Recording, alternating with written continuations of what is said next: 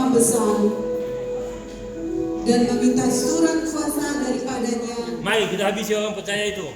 Untuk dibawa kepada majelis-majelis Yahudi di Damsyik, supaya jika ia menemukan laki-laki atau perempuan yang mengikuti jalan Tuhan, ia menangkap dan membawa mereka ke Yerusalem. Tangkap dan bunuh orang itu semua. Jangan biarkan satu orang pun yang lolos. Berhenti.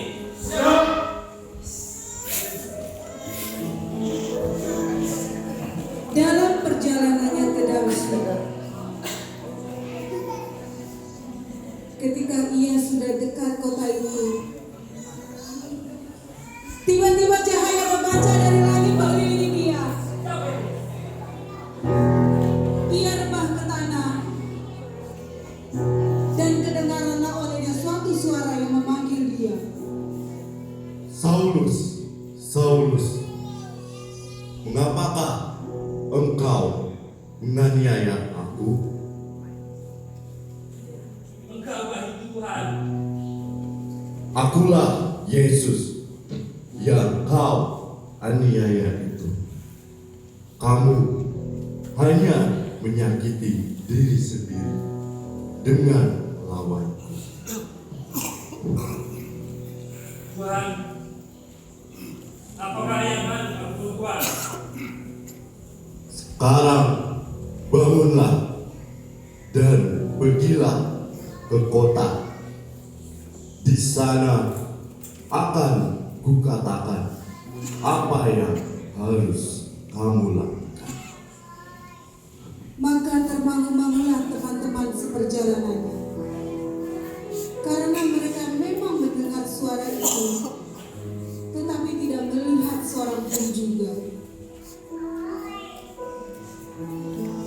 Saulus bangun dan berdiri.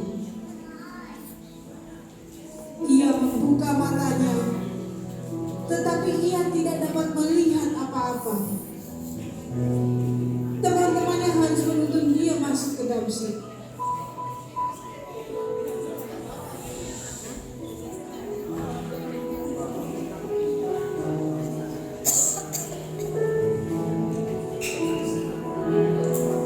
Di Damsyik ada seorang murid Tuhan bernama Ananias, dan Tuhan berfirman kepadanya dalam suatu penglihatan. Ananias, Ya Tuhan, ini aku. pergilah ke jalan yang bernama Jalan Lurus. Carilah Saulus di rumah Yudas. Sekarang Saulus sedang berdoa, dan taruhlah tanganmu ke atas kepala Saulus supaya dapat melihat lagi.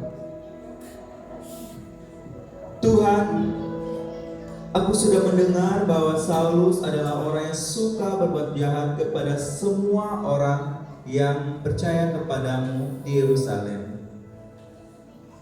Dan Saulus datang untuk menangkap semua orang yang memanggil namamu. Pergilah, karena Saulus adalah orang pilihanku untuk menceritakan firman Tuhan kepada semua orang. Aku akan memberitahukan kepada Saulus akan menderita karena menceritakan firman Tuhan. Baik Tuhan, saya akan menjumpai Saulus. Lalu pergilah Ananias menjumpai Saulus.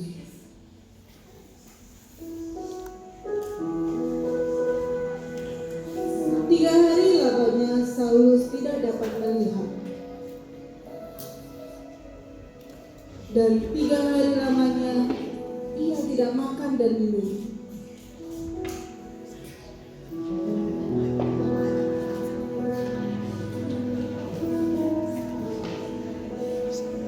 Kemudian Ananias bertemu dengan Saulus dan akan melakukan seperti yang diberitakan Yesus kepadanya untuk menumpangkan tangannya ke atas Saulus.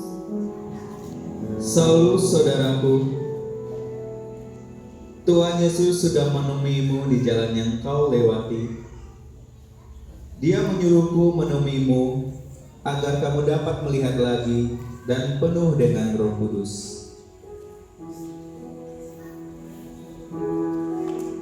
Saulus, terimalah penglihatanmu. Dan seketika itu juga seolah-olah sabut gugur dari matanya, sehingga ia dapat melihat lagi. Ia bangun. Kemudian Saulus dibaptis oleh Ananias. Ia merubah namanya dari Saulus menjadi Paulus.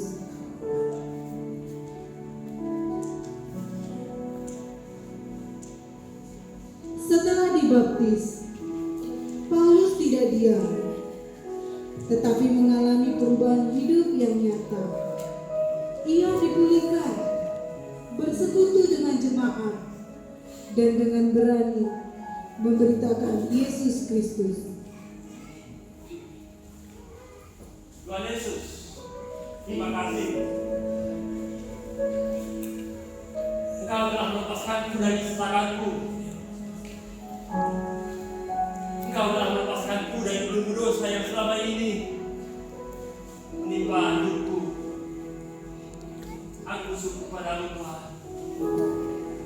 Tuhan, aku bersyukur Tuhan, kalau Engkau telah mempercayakan pelayanan ini kepadaku.